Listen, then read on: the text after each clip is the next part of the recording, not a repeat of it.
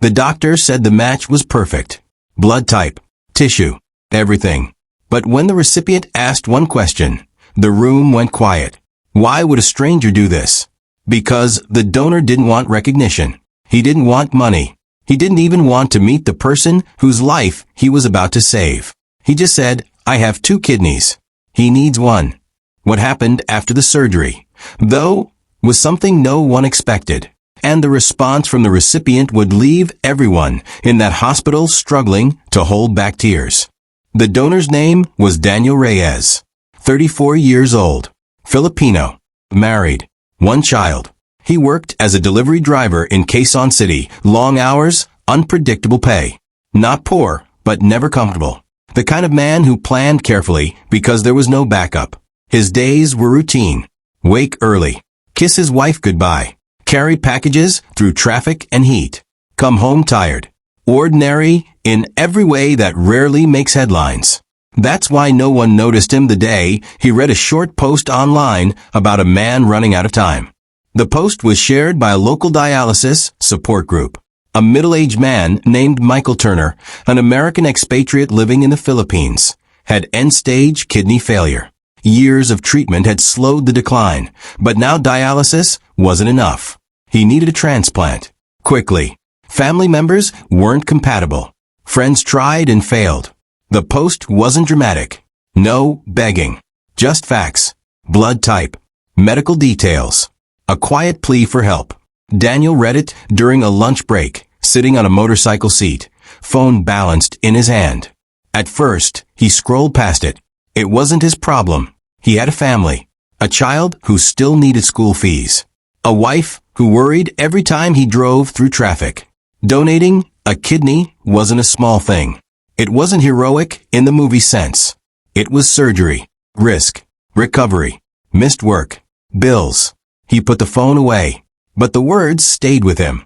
That night, while his son slept and the city noise softened, Daniel searched living kidney donation for the first time. The facts were intimidating. Medical evaluations, surgical risks, weeks of recovery, no guarantees. Most donors described fear, doubt, and pain, but also something else, a sense of meaning that surprised them. Daniel didn't tell his wife right away. He needed to understand it himself first. Over the next week, he read stories quietly, between deliveries, late at night. He imagined Michael's life narrowing to hospital rooms and machines. He imagined his own life continuing, 1 kidney lighter, but still intact. When Daniel finally told his wife, Anna, she stared at him in silence. Not anger, not disbelief, just shock. You don't even know him, she said softly. Daniel nodded. That's why it matters, he replied. The conversation stretched late into the night. They talked about risks, about their son, about fear. Anna cried. Then she asked a question Daniel hadn't expected. If it were you, she said, would you hope someone would help? He didn't answer immediately. He didn't need to. The hospital process was slow and clinical. Blood tests, imaging, psychological evaluations. The doctors asked the same question repeatedly. Why are you doing this? Daniel's answer never changed. Because I can. There was no savior complex in his voice. No rehearsed speech. Just a calm certainty that unsettled some of the staff. When the results came back, the transplant coordinator paused. You're a near-perfect match, she said.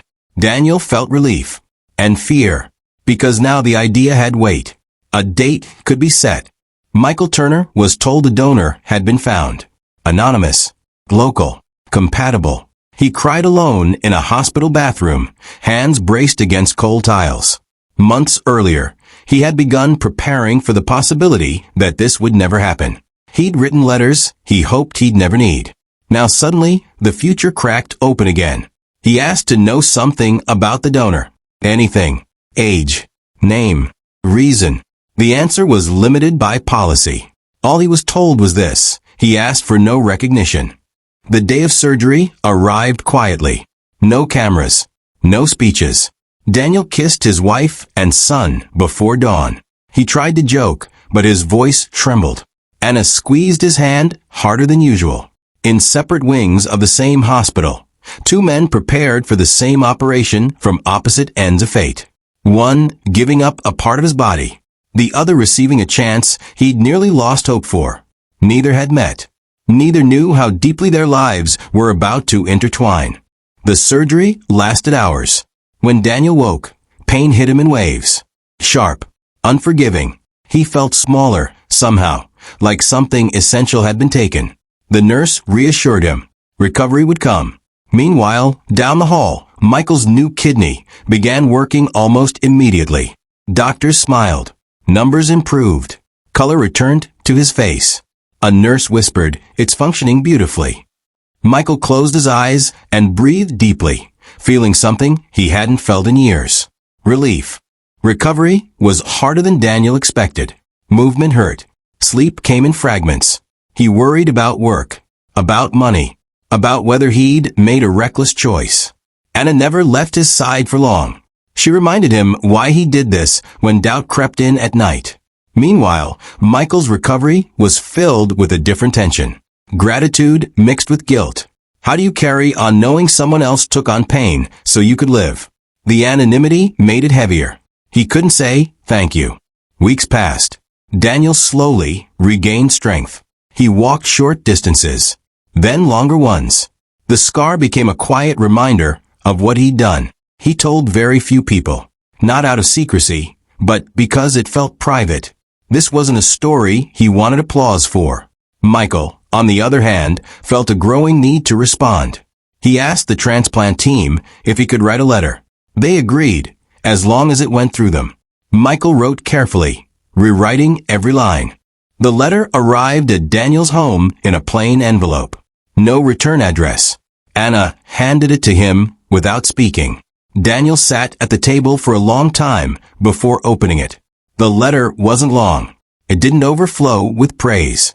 Instead, Michael wrote about waking up without the familiar weight in his chest, about tasting food again, about walking outside without dizziness.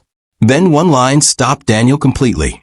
"Because of you, my daughter will not grow up without a father." Daniel folded the letter slowly. His hands shook. This was the part he hadn't fully imagined. Not the surgery, not the pain, the consequence. A child somewhere else whose future had quietly changed. He didn't tell Anna right away. He needed to sit with it. That night, after their son was asleep, he handed her the letter. She read it silently, tears falling onto the page. "I'm proud of you," she said, her voice breaking. Michael wasn't finished. Gratitude, he realized, wasn't passive. It required action. He asked the hospital how donors were supported financially during recovery. The answer troubled him. Some assistance. Not enough.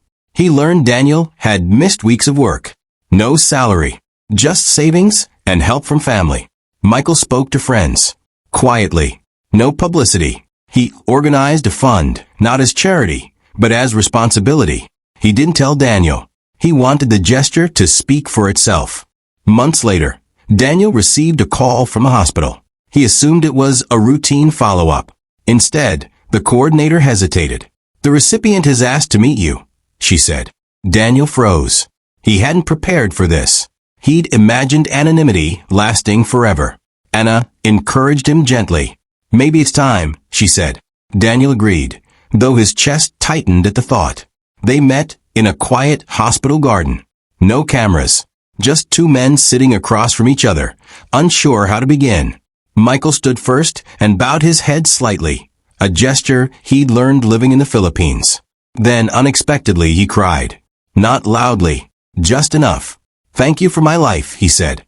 Daniel didn't know what to say. He'd never been spoken to like this. He finally replied, "Please live it well." Michael handed Daniel a folder. Inside were documents. Information about a trust fund set up for Daniel's son's education. Enough to cover school through college. Daniel protested immediately.